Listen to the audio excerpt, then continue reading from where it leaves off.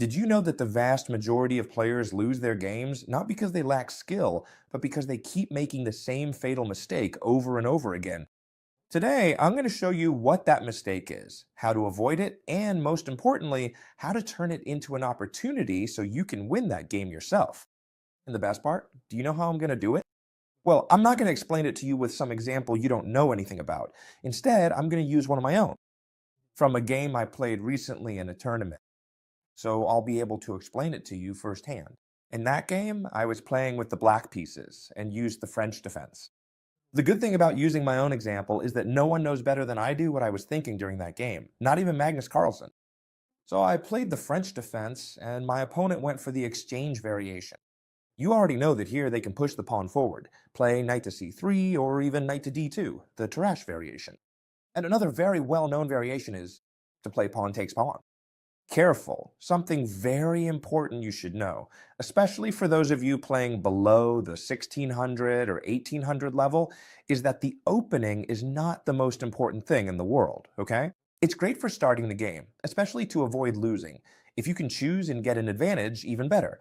But the most important thing is what you think about after the opening is over, everything you'll consider during the game, because from that point on, neither you nor your opponent will know what to do, and that's when you'll have to start thinking for yourselves. In this game, after knight to f3, I played knight to d6, bishop to d6. All of this is theoretical, okay? In the exchange French, the bishops are usually placed here, the knights here. In fact, my opponent does exactly the same as I do, or rather, I do exactly the same as my opponent, and here there are different strategies. I'll explain it to you. A very interesting move that you can A move that both white and black can use in this variation of the exchange French is pinning the knight with the bishop. Right now it would be too early because there's the move queen to e7, which would force my opponent to move one of their pieces back. Either the bishop they just moved, the previous bishop, or failing that, move their queen. Then I could play queen takes queen, and after bishop takes queen, they've also moved their bishop back. Thanks. And in fact, it leaves this diagonal wide open for my other bishop. That's why my opponent, who, by the way, was pretty strong, what they did was, instead of bringing out the bishop, they castled first. Exactly the same thing I did. And now this plan is much stronger. Why? Because the king is no longer on the central file. It's that simple. Did you get it? All right, so here I thought, look, I'll castle, and if my opponent plays, if they play bishop to g5, I'll do the same, bishop to g4. And if they play something else, like rook to e1, what I'll do is play h6, an important prophylactic move so my opponent can't bring their bishop here. Then my opponent decides to go for this typical plan, and I say, well, I'll do it too, okay? My opponent's first mistake. This is a common mistake, especially at lower levels, exchanging pieces when you shouldn't. I trade my bishop for the knight. I guess my opponent had studied this line because they didn't have a low ELO rating. So I thought, it's strange that they would capture this knight. Why? Because now, by capturing with my queen, look at what has happened. First, my opponent has lost the strong pin they had. They don't have it anymore. I still have mine, and not only that, I've actually made it even stronger. So I don't have any problems, and my opponent has a big one. The problem is this pin right here. My bishop is still aiming perfectly, and now I've also brought my queen into play. And not only that, but I also have the bishop pair. What does it mean to have the bishop pair? It means having both bishops. That's always a slight advantage over your opponent. And so the game continues from here. What am I threatening now? If my opponent decides to play, for example, c3 to improve their pawn structure, what am I going to do? Bishop takes f3, queen takes f3, queen takes f3, g takes f3. That way, my opponent's pawn structure would be completely ruined. That's why here, very wisely, my opponent plays knight from b to d2, thus reinforcing this knight on f3, which is the real piece under threat at this point. There were a lot of possible moves here. c6, knight b to 7, rook 8. There probably isn't one that's better than the others, but I chose this one, knight to c6. Normally, when we have doubled pawns on the queen side, you have to be careful because all these lessons I give you, in the course of a single lesson, you're sure to learn 10, 15, even 20 things. That's what's great about these videos, right? When there are doubled pawns on the queen's file, like you see here, the two pawns on the queen's column, the best way to fight against them is with the c-pawn. I That's why if I put this knight here in front, I'm actually hurting myself a bit because now this c pawn can't advance. But why did I do it? Very good question. For now, I did it because I'm putting a lot of pressure on this pawn right here. In fact, now I'm threatening knight takes, winning a pawn, since this knight isn't defending the d4 pawn, because this knight is useless now as it's pinned. So my opponent has to play c3. Very good move. Rook to e8, you see? What I do is try to make the difficult things simple. Careful, chess games are anything but simple. They're extremely complicated, don't get me wrong. But the important thing is to try to make it as simple as possible to understand it well, and above all, so that things flow smoothly. Pay attention, what do I do? Well, I have all my pieces developed. What am I going to do? Well, I bring the rooks into the attack. In this case, I place the rook on the open file. An open file is a file where there are no pawns, neither ours nor the opponent's, and where the rooks feel right at home because they have plenty of space to move. It's obvious that this rook here isn't as happy as this rook on the e file. And why do I bring this rook and not the other one? Because I want to place this rook here, and the other one I'll probably either put on its side or bring it over here and try to advance on this side. So I prefer to place this rook, since it wasn't doing much here on f. The opponent plays queen to c2, a move. It's actually a really good move, because first it gets out of the pin, so now it's helping its knight. Now when the knight moves, it can do so without losing the queen. And on top of that, it's threatening me with a battery. This bishop and queen battery is threatening this h7 square. How should I defend it? A mistake would be to play g6. Why? Because I'm weakening the dark squares around my king a lot. Do you see it? Since all the pawns are on white squares, the dark squares would be very weak. And on top of that, they could trap this bishop if I'm not very careful. So I played h6, a much better move. It's true that they can give me this check, but it doesn't do anything. I would simply keep my king here, and now I'd be threatening this move, winning my opponent's bishop. That's why here, a simple check, just for the sake of it, doesn't make any sense. Don't give checks just to give them, okay? So my opponent makes a good move, bringing his rook to the open file as well. All right, so this is a moment to think, right? It's a moment where we really need to start thinking now. We have all our pieces developed, the rook on the file, there's the possibility of a rook exchange. What should I do? Should I exchange just for the sake of exchanging, or should I look for a better move? Well, look, this knight here, it's not really doing anything anymore, right? It's threatening a pawn that's well defended, it can't jump here, and it's not doing anything over here. So I reposition it to the e7 square. The great thing about knights is that when they're not doing anything, you can reuse them thanks to their ability to jump. And look what I do. I am here and here. And not only that, but I also free up the c pawn for the future. You'll see, it's going to be extremely useful for trying to advance that queenside. That's why my opponent simply plays h3 here. Here I had a dilemma. I spent a lot of time thinking about going back, but in the end, what I did was stay around here. Why? Let's see if I can provoke my opponent into playing g4 and weakening their kingside a little. But my opponent doesn't fall for that trick, so to speak, and plays queen to b3, threatening this square. Alright, another extremely important point in the game. My opponent is targeting this pawn, and now it's my job to think. Is it a good idea to let them capture it? Well, honestly, capturing it isn't the best idea in the world either, so I could play c6. And if they capture, I could start threatening over here and come in with the rook, opening up lines for myself. But then I say, you know what? I don't want to complicate things, so I'm going to play b6.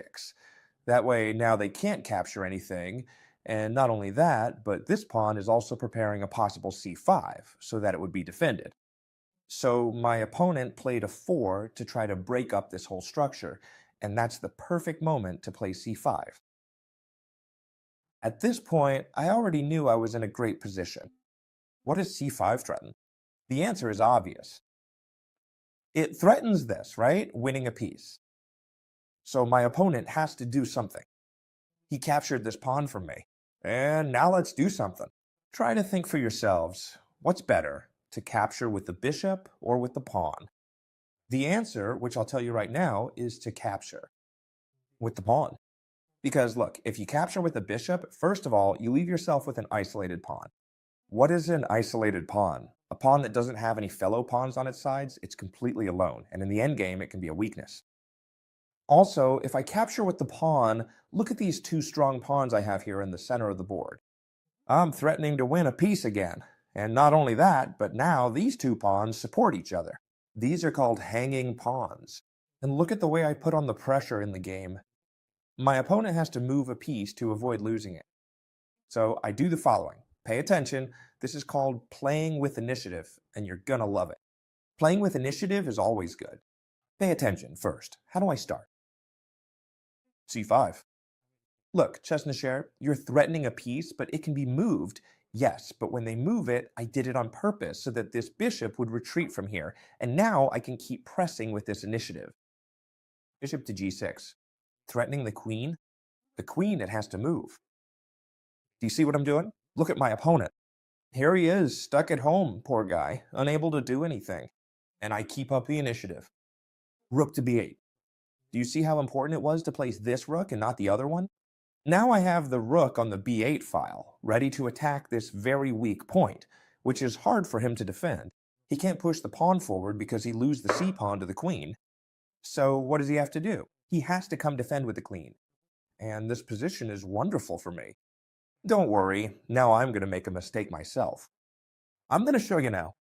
And why am I showing you a game where I make a mistake myself? Well, precisely, so you don't make the same mistake and can win more games. That's obvious, right? If already How do you say this?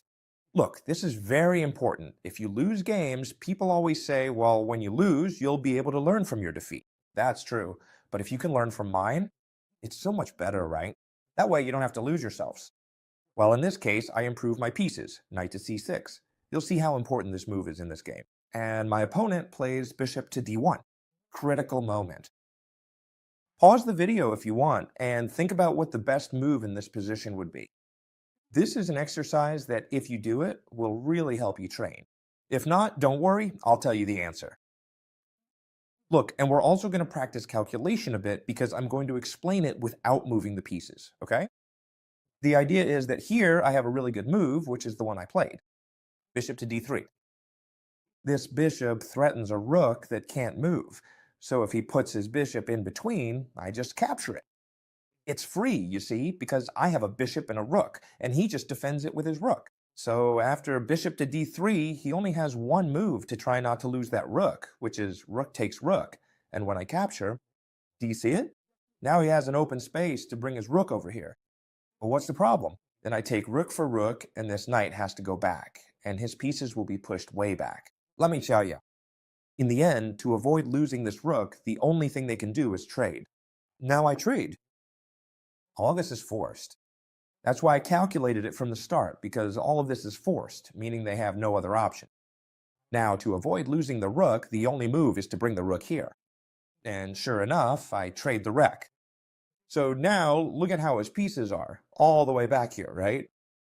Here I had a really good move, which I was considering for a while, which was bishop to h2 check, sacrificing the bishop, because if they capture me, then I would play queen to e5 check, the king would have to go back, and then I take this one with check, threatening here. They could also block with the pawn, but, well, this looked a bit sketchy to me, and I thought, you know what? I'm going to bring the queen into the attack, set up a battery, which threatens checkmate if my opponent isn't careful. Checkmate on the next move, because the king can't escape, you see? And if now my opponent decides to block, which is the right move, with one of the two knights, so that they threaten checkmate and defend the knight that was over here, which is what they did in the game, then I have to think about how to continue. So what I did was add more fuel to the fire. A piece that wasn't doing anything, you see, a knight that wasn't doing anything, I bring it forward. And now my opponent tries to open up a little space here to get the queen out, and I do the following. I add even more fuel to the fire. Now it's the bishop's turn. I'm threatening a lot of things and looking to exchange pieces and break in. Pay attention to how I do it, because you're going to love it. What does my opponent do? He tries to get in with the queen. Do I care if he gives me this check? Not right now, because I can, for example, play knight takes knight. Check. He has to do something. Knight takes knight is forced, because if he takes with the bishop, I would break in here. You see? So he has to take with the knight, and now I play bishop takes knight. If he comes in with check, I just move away, and nothing happens here. or I could even block with the bishop. No problem at all. My opponent first captured this bishop of mine. And now, what did I do? Very important. This is a key moment in the game. A key moment in the game. If I hadn't captured this bishop, I would have won the game. This knight would have won the game immediately. And this is a typical mistake, right? One that I make and everyone else makes too. I want to get in through here and I eliminate the defender. But there was a much better move, okay? Much better. The move was queen to c1. Just so you understand, this move would have given me an advantage of -4 or -5. That's huge, like if I had an extra rook for sale. Why? Because this move is so good. Let me explain. It's really simple. I'm threatening the bishop and I'm threatening the pawn. There's no way to defend everything at once. If the queen comes to defend the pawn, I take the bishop. And there's no way to defend both at the same time, so I'm going to take this pawn, then this one, and I'll keep threatening. All right, this move was really good. I miscalculated. First, I calculated capturing, and now queen to c1, check. No worries, I managed to win the game in a way that's going to blow your mind, and you'll be able to use it to win your own games too. But first, I want you to see that it's no big deal. Everyone makes mistakes. Suddenly, now the game is extremely even because my opponent brought the queen over here defended. If I take this pawn, he takes his, and absolutely nothing happens. That's what happened in the game, but don't worry because I won in 3 moves here. I won in 3 moves, but you have to learn. Sometimes it's really not a big deal if you make mistakes. Obviously, we're not machines. Man, that's exactly what you should do to play to your advantage. I won on the next move. How? Well, with the following move. Pay attention. He's threatening me with the bishop, so I brought my bishop here to provoke my opponent. This isn't the best move. There were probably better ones, even though it's not a bad move. Queen to 8 was probably better. Start threatening. But anyway, let's see why this move, chess teacher, you like it so much. Well, this move is a sucker's trap, as I like to call it. What's going on with this vuse? First, it avoids any kind of check, and second, it lets my opponent make a mistake. If he goes this way, he loses the game. If he goes this way, he loses the game. If he takes the pawn, he loses the game, which is what he did. He took the pawn and lost the game. We're going to win in 2 moves. Try to guess it by pausing the video, because I'm about to tell you. The decisive move was the following. Queen to c8, check, winning the game. My opponent, of course, saw that the bishop can't block because I just gave it away. I can only block with the queen, and now the final blow is, if I capture here, nothing happens. The idea is to distract the king with this check, because whether he takes or goes this way, the queen will no longer be defended, and I'll win the game. My opponent resigned here, of course. For example, let me show you. If he takes here, I simply take the queen. That's how I managed to win the game, even though I made a mistake. It's no big deal. I'm sure these kinds of videos help you a lot because they're completely free lessons that help you improve your chess level. If you want me to give you more gifts like this, okay, subscribe to my newsletter. I'm going to give you gifts, and every Sunday I send you a lesson as well. In fact, today there's a completely free lesson that I'll send to your email. I love sending you valuable content, so just click on the link in the description or search online for Chess Teacher Newsletter, and it'll come up for you, okay? If you want more videos like this, then leave a like. That's how I know you enjoy this kind of content, okay? Or leave me a comment telling me if you also make these kinds of mistakes. And above all, the most important thing is to subscribe to the channel so you don't miss any videos. So I hope you loved it, friends, and as always, I'll see you in the next video. Goodbye.